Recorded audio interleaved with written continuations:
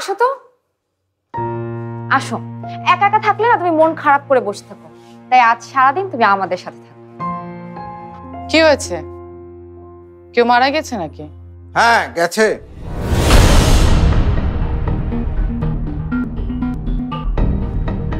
আমাদের দলে যে বেঈমানটা আমাদের খবরাখবর পুলিশকে দিত, তাকে ধরে মেরে ফেলেছে রুমি। তাই নাকি?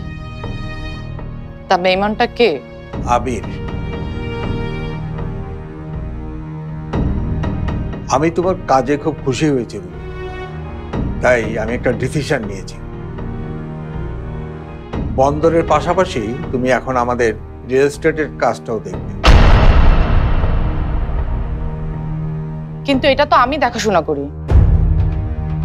এখন থেকে আর করবে না। রিয়েল এস্টেট ব্যবসাটা প্রথম থেকে আমাদের লস করে দেবে। এখন এই লস কাটিয়ে উঠতে হলে আমাদেরকে সেই জায়গায় এমন একজনকে বসাতে হবে যে যে কোনো ডিসিশন নিতে পারে। তাহলে এখন থেকে আমি কি করব? তুমি সংসার সামলাবে। খুব ভালো সিদ্ধান্ত নিয়েছ অদিন সাহেব। যারা তোমার বিশ্বস্ত তারা সংসার সামলাবে, আর বেঈমানগুলো সামলাবে তোমার বিজনেস। যা বলবেন একটু ভেবে চিন্তে বলবেন প্লিজ। ভুল কিছু বলেছে নাকি? বলেছেন, যাকে আপনি বেঈমান বলছেন সে আমাদের দলের জন্য নিজের ছোটবেলার বন্ধুকে খুন করেছে। এসব বিষয় নিয়ে আর কোনো কথা বলবো না তো জ্যোতি।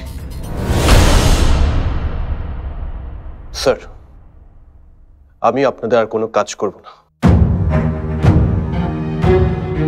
কে কোথায় থাকবে সেটা আমি ঠিক করবো তুমি। না স্যার, এবার আমারটা আমাকে ঠিক করতে দিন। কেন তুমি সবকিছু ছেড়ে দিতে চাচ্ছ? কারণ যে আমাদের দলের সাথে বেইমানি করেছে সে আমার ছোটবেলার বন্ধু,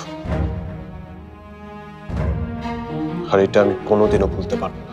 কিন্তু তাকে তো তুমি তার প্রাপ্য শাস্তিই দিয়েছো। হ্যাঁ দিয়েছি, আর সেটা করতে গিয়ে আমি আমার ছোটবেলার বন্ধুকে খুন করিনি, আমি আমার একটা অংশকে খুন করেছি। এখন আমি পঙ্গু, তাই আমাকে আপনারা জোর করুন।